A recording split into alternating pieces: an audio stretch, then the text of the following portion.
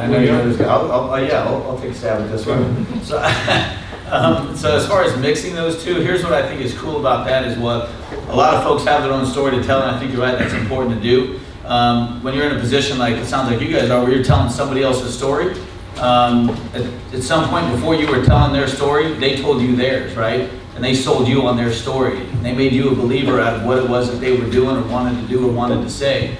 And so when you find yourself in that position, which we often do, because I get bought in and I get excited about some of the clients we talk to and their passion, and I say to myself, man, how do I help other people hear about that? And I realize, well, I just need to find other people that listen like I do that are interested in that same story. And right there's another audience. And you go and find folks just like you that were willing to sit and listen to that story and understand parts of it, buy into it and believe it, and then with your own passion, like you would turn around like you heard another good story in any other venue, and you turn around and you share it with the same passion. You're not going to believe this. This guy was over here, and this girl said this, and then all of a sudden, with all of that emotion and all that passion, you're telling somebody else's story, and someone else is buying it.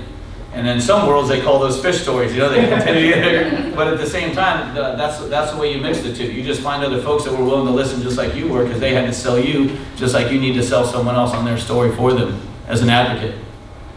I'm going to a slightly different view, which is I think that you have to, the origin story and the passion is why you started the company. But what drives me bananas, and this is less to do with CBD and more to do with startups as a whole, is how narcissistic startups are. If you guys want to talk more about me? I'm selling this thing. Will you guys read this blog that our CEO just did? We have pictures we just put up on our blog from our holiday party. Why the hell do I care about your holiday party, man? I don't really. So I think that being able to express the passion and the reason why you did this is really critical. And I think early in the startup phase, it's super important to say why you exist in the world. Once you reach the point of cool, I know why you exist on the planet. Now it's like, what really is in it for me, the site visitor or the store visitor or somebody, because it really has nothing to do with you. It has to do with what they need from you. Correct. Fill a need. That's always your number one role. I have the mic. Find a need. You know, rap?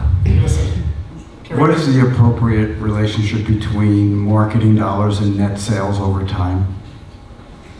Are you looking for ROI, return on investment? What is the appropriate allocation of marketing dollars as a percentage of net sales over time? So this is MBA stuff. I think the majority of people would argue that somewhere around the 25 to 35% range. I don't know. You guys agree with that? Obviously, you're going to talk to a room full of people that want more marketing dollars. Hit 50, 75%. That's why I asked this. Yeah, 30 to 30% has always pretty much been the standard. Yeah. I mean, outside of even cannabis, which is, that might be on the high side of things, but in a mature business that's well put together, 30% is what you should plan on contributing toward your marketing budget. I always say it's like fuel. You go camping and you build a campfire. If you just want to get twigs and just keep throwing twigs in there, those are your pennies. You're never going to get warm, you're never going to cook a meal. So it depends on whether you want twigs, logs, trees, or forests. Right. And so it's an accelerant, right? So marketing dollars are an accelerant. So your time is worth something. So if you were making $100,000 and you gave that up to have a CBD business, it's already cost you $100,000.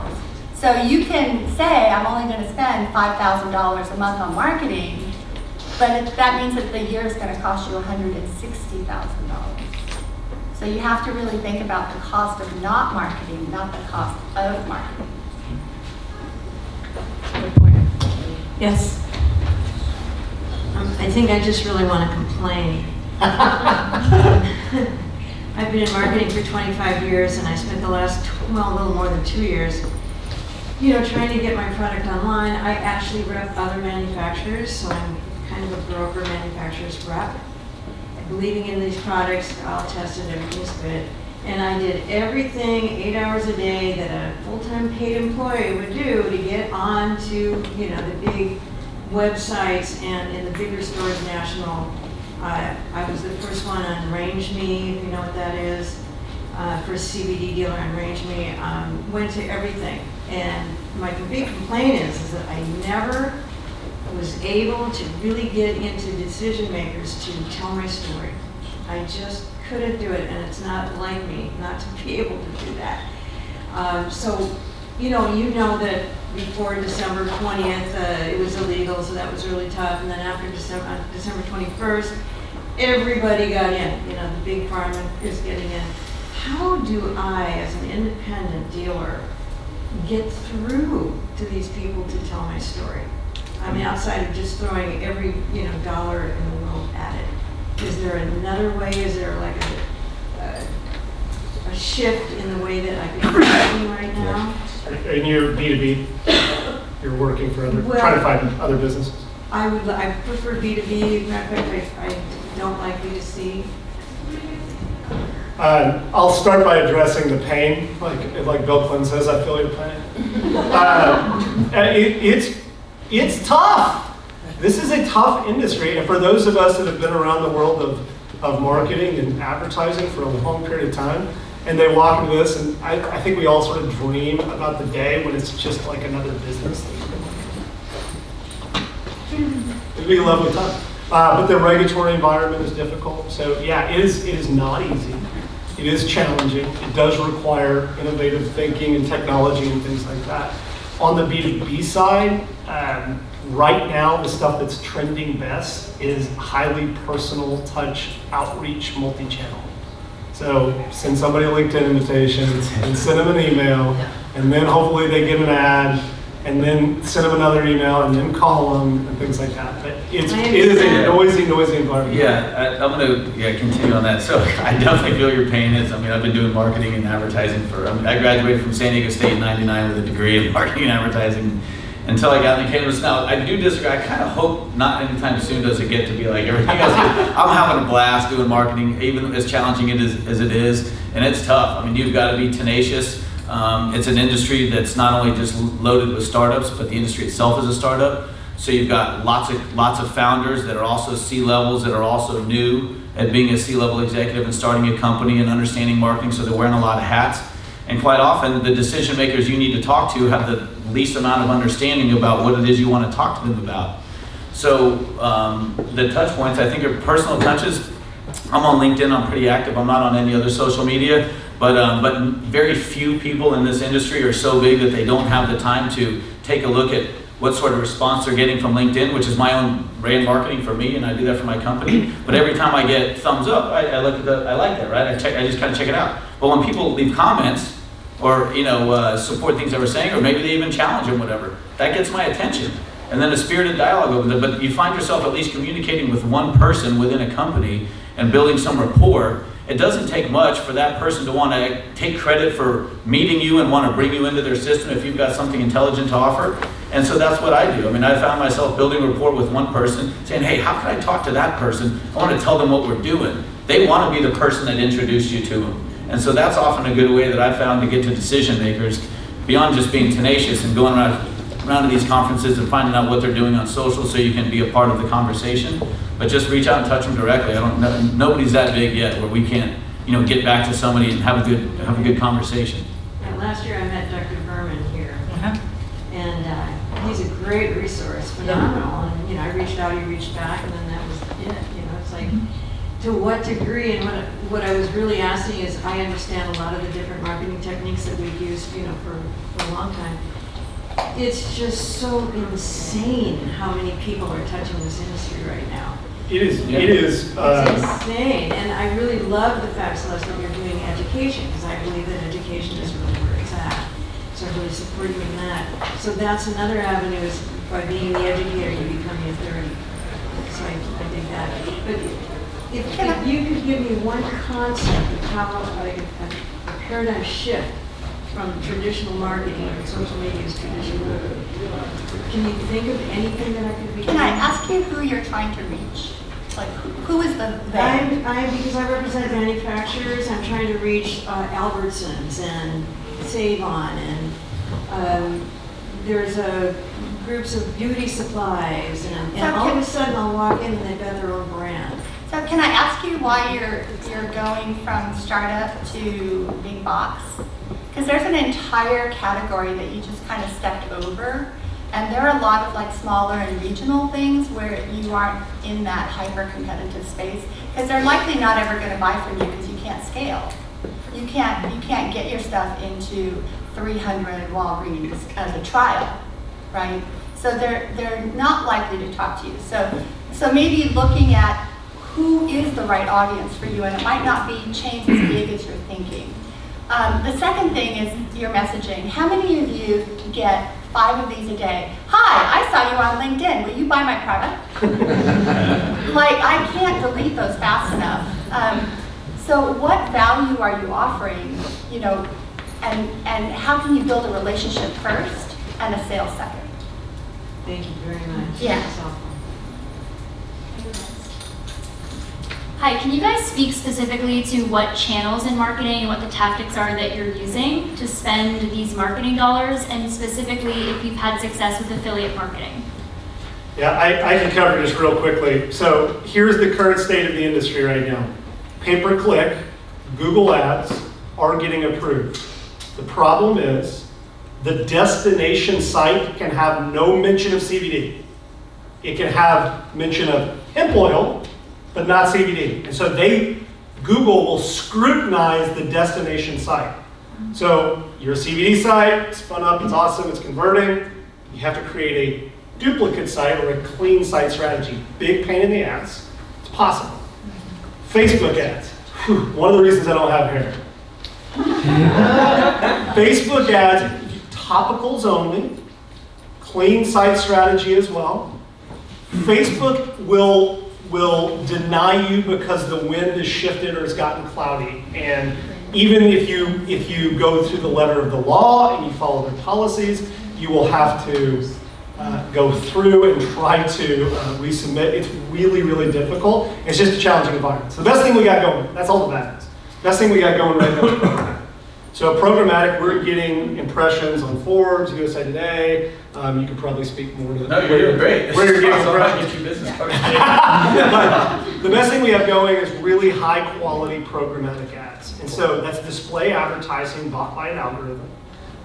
The tactics that are working, really just about any well thought out, disciplined, consistent advertising has been working. The stuff that's not working is like, I ran an ad for a day and my sales didn't double. Are you using universal DSPs or cannabis-specific DSPs like Mantis? Well, you want to Sure. cover first? Yeah, and then I'll go back and I'll give you, I'll work backwards on this one. So DSPs like Mantis, you don't need us. I mean, to be fair, you don't need a marketing agency to help you get on Mantis. I mean, you can upload your own campaign. Right. You don't need anybody. Maybe a 10-minute consultation, but our Media Gel helps these brands and businesses get on those non-cannabis endemic. So we're focused on putting our clients, like we have cannabis clients, so we do homepage takeovers for the USA Today. We do experiential things and activations, say like with Vanity Fair, which is a lot more attractive to a CBD client than something they might find on Mantis, on that network. So from a tactical standpoint, going on just to dovetail, does everybody know what programmatic is? I mean, a handful of years ago, nobody knew what it was, and every day I come across someone in the cannabis space where I'm the educated one. So if you don't know and you don't want to raise your hand, I don't blame you. Programmatic is just, like you said, that digital advertising that you're getting on your phone, those ads. And if you think they don't work, think again. That's why you continue to hit them many times a day. They work when they're targeted toward you. So I'll use an extreme example. Sometimes, my daughters, they would use my phones, and then next thing you know, I'm getting ads for things like, tampons or things that have nothing to do with me because they're looking at sites and shopping for things and ordering groceries and stuff and helping mom out, versus getting an ad for, say, like a Cadillac or maybe, a golf membership or something that might be more targeted to a 44-year-old guy with 4 kids. And so those become effective. And so the way those work is, and from a tactical standpoint, that's what I'm getting to, custom audiences, finding out who it is you want to serve your ads to so you're not wasting your marketing dollars trying to find and spray and pray your ad message everywhere like a billboard because you think everybody's going to think it's cool or it's going to resonate with everybody. That's not the case. Remember what I talked about, the mom that does the yoga that works out at 24, that goes to Whole Foods, the dog park, and recreational parks on the weekends? So that person, there's a lot of them. There's a lot of a lot of personalities that look just like that and fit that. And so using device IDs, which are your, oh, you got my phone. Using your phone, anybody who has a free app, when you have free apps on your phone, that's why you get ads on your phone. Those free apps give permission to, for ads to be served to your phone, and whether or not you click on it, creates an experience. But those ads are, hopefully being served to you directly because you fit a certain audience profile. And so that's a tactic that we focus heavily on, is using a lot of data based on where we've seen device IDs, so we can use those device IDs, their adjacent lifestyle habits. If they're hanging out at yoga and they're doing this, and they probably are going to be interested, hopefully, in this product. And so that's a tactic we use, is using device IDs to build custom audiences and serve highly targeted ads. The second thing that I think is working that's a lot less expensive, a little bit more legwork, but I think is very effective, is content marketing. I think it's kind of a lost art, and I think nowadays people are sponges for information, and they want to read and read and read content, or watch and watch and watch really good content.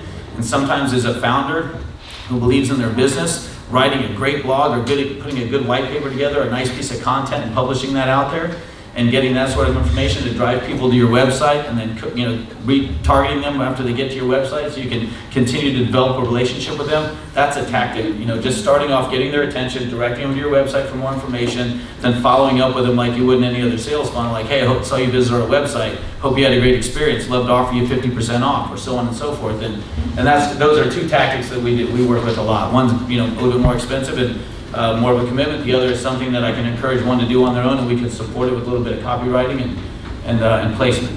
3 years ago, 2016, so almost 4 years ago, back before anyone thought they needed marketing. So it was lean times in those days, but I'm going to tell you quickly my origin story. So my mother had stage 4 cancer in the year 2000, and they said, please go home and die because we can't do anything else for you. And 2 years later, she was still kicking around. But as you all know, how many have had someone ill with cancer, something terminal? Yeah, right? There was so much needless suffering. She, if I could have given her a joint to smoke, because she was a smoker, that would have transformed her in days. So I have taken this on because my job is to end human suffering, and every brand I bring to market makes that come a little more true. That's awesome.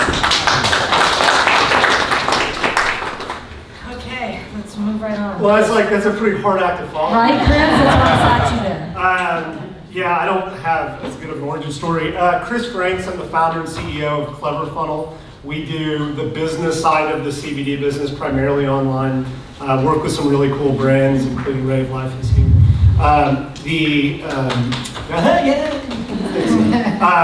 The stuff that we do, I would call us, like, if you consider the CBD business a lunchroom, we're like the dorky data people that are sitting in the corner talking about Dungeons and Dragons, versus the cool people that are talking about what they're going to do in parties and stuff like that. So we're kind of the data geeks too. All right, well, that is also hard to follow, but I can't say I ever played Dungeons and Dragons. But we're maybe the other side, doing the sports and the entertainment, the experiences. My name is Aaron Silverman. I'm the president and co-founder of a company called Media Gel. We do compliant marketing for regulated industries, mostly focused on cannabis and CBD. What that means is we help businesses and brands in both those spaces do grown-up, mature marketing using advanced ad technology, and helping them use their marketing and ad dollars to be highly effective.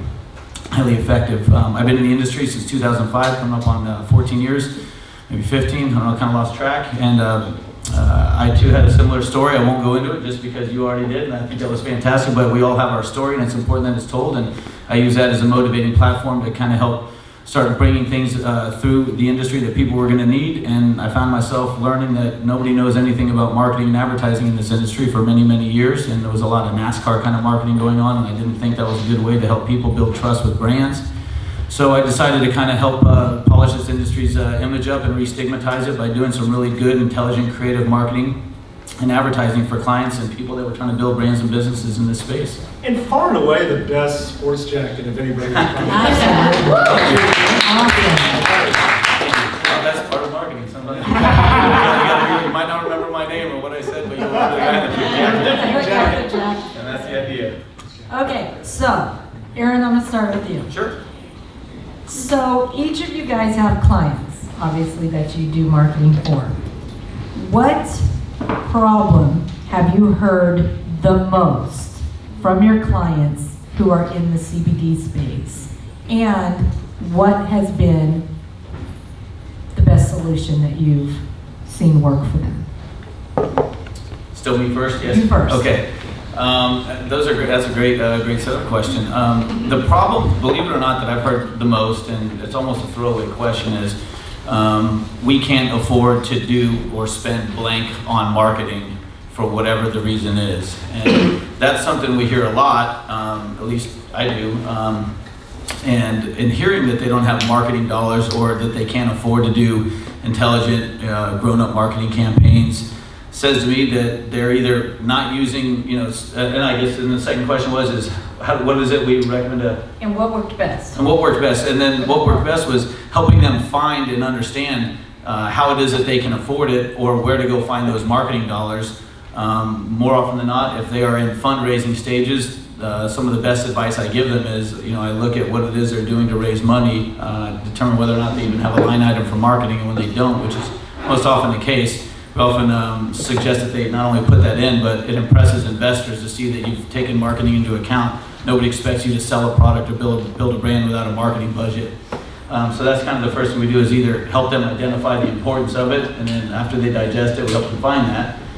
Or on the flip side, if they've got it there, we help them better understand how to use it. Sometimes they're spending all of their money in one place. I'll give an example. Weed maps might be one thing, or maybe it's a couple of billboards and that ate up all of your budget. Well, while those are good and you're definitely getting eyeballs, we help you understand that maybe you're not getting the eyeballs that you want, or maybe you're not tracking the amount of eyeballs. So if we redirect some of that budget and take 30% and go try something else, you might just find yourself A, B, and C testing different marketing strategies, finding a better pool of things that work versus continuing to do something that you can't measure. Okay, Chris, your client's biggest problem that you've seen and the best solution that you found for him. Anybody here just completely, you guys all entrepreneurs, assuming your startups are interested? Yeah? Anybody here just be like, look, I got too much business, man. I can't fulfill all the people that are coming into my website or my store. If you guys do, just come chat with me, because we'll be happy to take some of that business from you. No, I think that the number one piece here is that I think that everybody, at least in this room, understands the power of CBD. We understand the health benefits of CBD. The challenge that exists now is how to transition that passion into a sustainable business. And that has never been more challenging. I don't know, people that have been in the business for 15 years, maybe they say it's more challenging 15 years ago, but it's a challenging environment, from the concept of trying to build ads that will get approved, it's possible, to how do I actually convert somebody that comes into my store on the website. So the number one thing I would say is still, how can I build this passion that I have into a business? And from there, so what's actually worked, grown-up strategies, like a real disciplined approach. People that are willing to put in the hard work of understanding who their customers are and figuring out what message is going to resonate most with them. Okay. Susan. So I work with a lot of tech startups as well, and sometimes in a tech startup, you will see 80% of their entire budget going to marketing with a marketing officer. So sophisticated grown-up people not only want you to have a marketing budget, you're worthless to them without it. They're giving you $1 million because they want $10 million back. Your question right now, how many of you actually have your product line and you're ready to open your doors? Okay. My question is, how are you going to reach 1 million people? How are you going to reach 5 million people? And that's the big question. If you're not ready to reach out and touch 1 million people, you aren't going to have the sales to support all of this effort. So now you can work with these gentlemen to do that, but how are you going to stand out? Everybody can sell CBD. I can go into that floor today, and by tomorrow, because I'm a graphic designer, I can have a label and I can be selling CBD. The only thing that's true to you is your origin story. And so in order to work with them and get out, there has to be some compelling reason for me to buy what you're selling. And most of you probably aren't manufacturing and doing a big vertical distribution. So if underneath it you are Hunt's tomato sauce or Prego, like, why do I care? You're both red sauces in a jar. You're both white creams in a bottle. So it's your story and your commitment and your passion. That's what's going to drive sales in the face of all of your CBD competition. Very true, and everyone has a story. So I think, you just have to make that clear, and before you know it, you have a tribe. And have a good product, tell your story, and the tribe will come. So, second question, then we will answer your questions. From a marketing perspective, first of all, I guess I should say, 10 years ago, 8 years ago, 5 years ago, in this industry, there was not nearly as much competition as there is now, okay? A lot of white labeling competition, and so on and so on. From a marketing perspective, what do you think, name one thing from each of you, one thing that you think in 2020 will set a CBD company apart from the others? Dun, dun, dun, dun, dun, dun. We gotta do this sometime with me. I bet Chris is ready. Let's start with Chris. Yeah, I can dive in. Okay. So it's a little bit of a misnomer because I don't believe it's going to be different in 2020 versus 2021 and beyond. But so you guys want the good news or the bad news? Bad news? Search volume for the term CBD has dropped dramatically in the last 6 months. Dramatically. We've seen a spike. First week of May 2019, it peaked and has been dropping dramatically ever since. So it's bad news, right? People are no longer searching the term CBD at the same frequency that they have been for the past 5 years, right? It's been growing. The trend's been reversed. So that's bad news. You want the good news? $22 billion market in the next 5 years. Huge growth opportunity. So where does that delta lie? It comes from this concept of understanding who your niche customers are and how to sell to those individual customers. The days of saying, I sell CBD, and I say, to whom? To people that buy CBD. I really think that window is closed. I think that now is the opportunity to say, I am passionate about serving veterans or first responders or athletes or some segment of the market or people that are aging or people that are ill, and figuring out a way to communicate specifically to that audience. Okay, Susan. Yeah, so we call that a beachhead strategy, and it's brilliant. And how you can pick your own beachhead strategy is finding out where you already have audience, people that you can reach, and where you have influence, where you have expertise and passion. So somewhere in that Venn diagram, that's your beachhead strategy. You can't just say, I'm going to do that because I like it. So that doesn't work. But if you kind of mull through those 4 points, that's really a good place to start. And I think the biggest change that's going to be for 2020, I'm seeing it from last year to this year, is whole plant. The whole concept of isolates is gone. So if you're a CBD company based on isolates, like go in there and find somebody else to talk to and to get some better product, because nobody knew and now we all know. And it's just like food processing, right? We don't want our CBD processed like our Stouffer's frozen dinners. So I think that's going to be the big change. Good point. Aaron? Yeah, to your point, which was awesome. And we were talking a little bit before this panel, how do you make your brand stand out and what do you do with this level of competition? And my answer to you was, I don't really think you focus on how do you make your brand stand out amongst all these other thousands and thousands of brands that it's really become antiseptic. It's a handful of products with 1,000 different brand names on it. But what you do is you find your target audience and you understand who it is you want to sell your product to or convey your message to. You identify where they are, and then you focus on a strategy to help raise your brand above the other brands in that little niche, in that little space. So whether it be veterans, or whether it be moms that go to yoga, that shop at Whole Foods, that work out at 24-hour fitness, that are found at ball fields on the weekends and also at dog parks during the day. No, that's an audience right there. Those people are an audience. They buy dog food, they work out, they do yoga, and so that audience right there. Now, they're looking for a certain type of product that's packaged a certain type of way with a certain type of message that's going to resonate with them, that they can not only understand, digest, but they can begin to trust. And that's really important. And so when you can find that audience that you're trying to target, one of three things will happen. You'll either realize that you were spot on and you found your niche group and they're receiving your message well and you're selling product, or worse off, you found that you spent a bunch of dollars and effort and strategy going after a market that wasn't receiving your message, whether it was what you were saying, how you were saying it, where you were putting it for them, how it looked. But at the same time, you might discover that while that group of folks wasn't interested, you also learned this other group of folks might be. And so therefore, now you've discovered something. Now you either need to change your messaging, your product, and your packaging, and all that other stuff to convey to those folks, or you change your strategy and say, hey, you know what? I learned how to talk to these folks, and they're interested.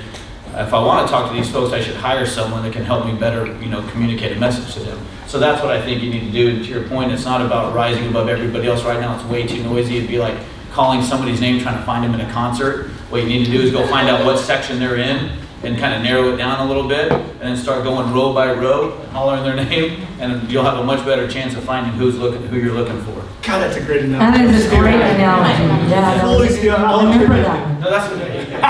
You go for it. Give me a thumbs up or something. All right. Okay, so we're gonna open it up to questions. So I believe we need the mic so it can go on the recording, so wait for the mic before you answer the question.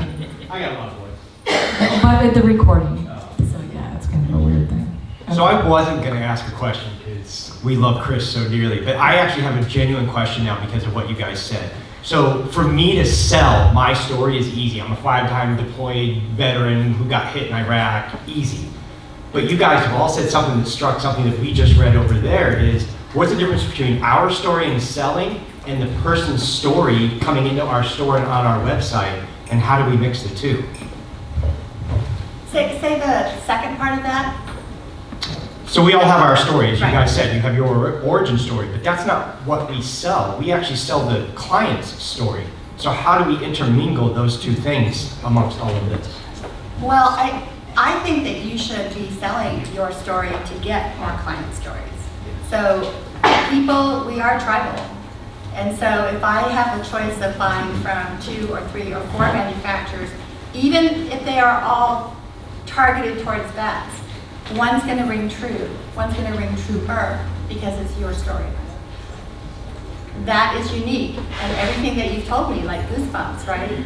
And so that allows your customers to talk about you more articulately. It gives them a shorthand, and it gives you instant trust, because it's all about trust.